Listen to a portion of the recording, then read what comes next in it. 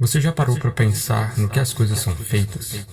O que compõe tudo que está à nossa volta e o que de fato faz algo ser real e palpável pelas nossas mãos e faz o nosso cérebro sentir que isso é a realidade?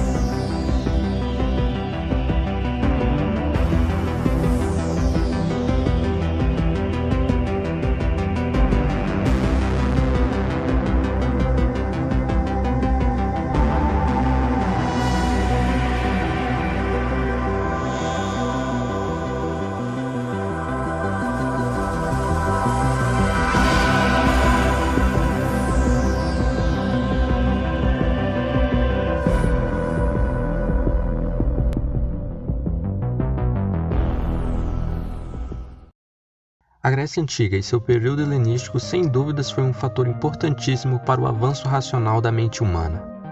Isso porque neste período houve muitas descobertas para as grandes dúvidas que os gregos carregavam consigo. Uma delas foi a curiosidade em saber o que forma a realidade, do que é feito o mundo que nos envolve, e o que compõe o tocável e nos faz crer que algo de fato é real.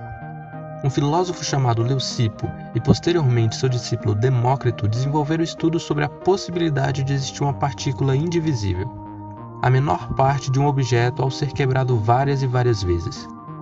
E assim nasceu a primeira ideia a respeito do átomo.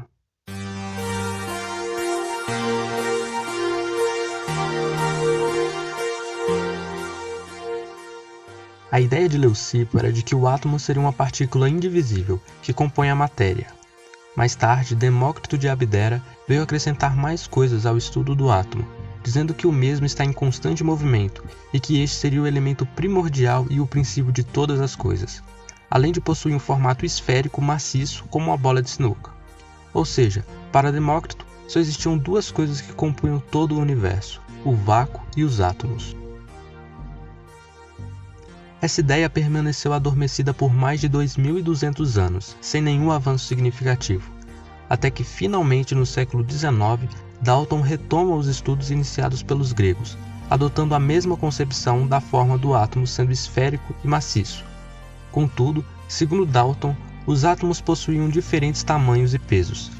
Deste modo, determinado elemento químico possuía átomos iguais, e que cada elemento químico possui uma formação de átomos única.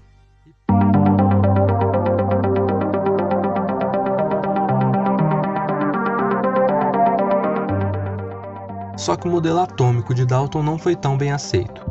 Diversos cientistas buscaram um modelo mais plausível para até então bolinha maciça. Com isso, temos os três principais modelos atômicos mais aceitos, os modelos de Thomson, Rutherford e Bohr. O modelo de Thomson propõe a divisibilidade do átomo em partículas negativas chamadas elétrons, além de não ser maciça como Dalton e os gregos achavam. Partindo disso, é apenas no século XX que finalmente temos uma experiência que comprova a existência do átomo. O cientista Ernest Rutherford realiza um experimento com lâminas de ouro, onde finalmente consegue identificar o átomo e percebe que o modelo é bem diferente dos propostos anteriores. O átomo possuía espaços vazios, enquanto mantinha um núcleo denso, e com isso surge o modelo de Rutherford, que propôs o átomo parecido com o sistema solar, com um núcleo composto por prótons e nêutrons, e os elétrons em órbita do núcleo. E então, Bohr aprimora a teoria de Rutherford e propõe que os elétrons se movem ao redor do núcleo em órbitas quantizadas, no que chamamos agora de eletrosfera. Deste modo, os elétrons podem saltar de uma órbita para outra, e quando isso ocorre, ele pode absorver ou emitir energia. Foi graças aos postulados de Bohr que o conceito de energia quântica surgiu, além de servir de base para outros estudos geniais, como o princípio da incerteza, de Werner Heisenberg, e o princípio da dualidade de Broglie. Quando Werner Heisenberg propôs o princípio da incerteza, tudo o que se sabia sobre elétrons e como essas partículas se encontravam ao redor do núcleo mudou.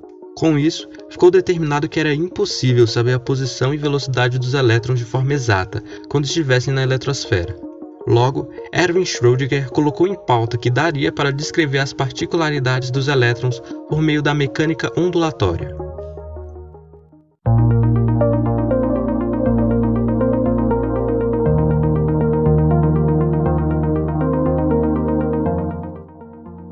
Erwin Schrödinger foi genial em seus estudos, e não dá para citar Schrödinger sem citar sua experiência mental para explicar as partículas subatômicas, o gato de Schrödinger, que sem dúvidas é uma das hipóteses mais intrigantes do estudo da mecânica quântica. Sua intenção era mostrar como o comportamento das partículas subatômicas parece ilógico se aplicado numa situação fácil de ser visualizada, como um gato preso numa caixa fechada. Nessa situação proposta por ele, a vida do animal ficaria à mercê de partículas radioativas. Se elas circulassem pela caixa, o gato morreria. Caso contrário, ele permaneceria vivo. Até aí, não há nada demais. A história fica maluca mesmo quando analisada de acordo com as leis do mundo subatômico, segundo as quais ambas as possibilidades podem acontecer ao mesmo tempo, deixando o animal simultaneamente vivo e morto. Mas e se um cientista olhasse para dentro da caixa? Ele não veria nada demais, apenas um gato, vivo ou morto. Isso porque, segundo a física quântica, se houvesse um mínimo de interferência como a fonte de uma luz utilizada para observar o fenômeno, as realidades paralelas do mundo subatômico entrariam em colapso, e só veríamos uma delas. Com isso podemos notar que os estudos das partículas subatômicas são bem mais complexos do que parecem.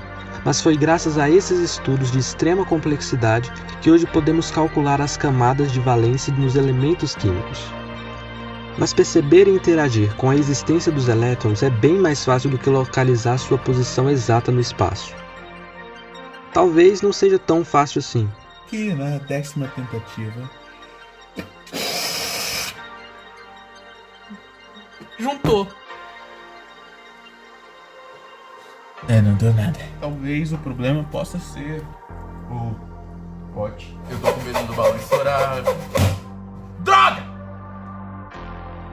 Mas com um balão colocado em situação de atrito, posto sobre um pote com tiras de papel alumínio, podemos notar a presença de elétrons. A nossa experiência funcionou. Talvez não da maneira que imaginávamos, mas funcionou. Certo, mas não do jeito que eu esperava. O balão está flutuando. A intenção era fazer com que as tiras de papel alumínio reagissem ao serem eletrizadas pela energia cinética liberada pelos átomos do balão. Mas o balão foi quem reagiu com o ambiente ao ser eletrizado. E o que temos aqui é um modelo atômico de Rutherford, talvez o mais famoso. Os elétrons saíram com as mesmas cores que o núcleo, mas para começar, átomos nem têm cores, então acho que a nossa representação está válida. A verdade é que o mistério do que realmente compõe a realidade ainda não foi totalmente resolvido. Atualmente, possuímos aceleradores de partículas, como Sirius em Campinas, no interior de São Paulo, e grandes colisores de hadrons, que no futuro pode nos revelar muitas coisas sobre o estranho e ainda confuso mundo das partículas. Mas ao passo que a ciência avança, com o auxílio da tecnologia, mais tomamos conhecimento sobre os grandes mistérios desse imenso mundo sombrio que nos cerca.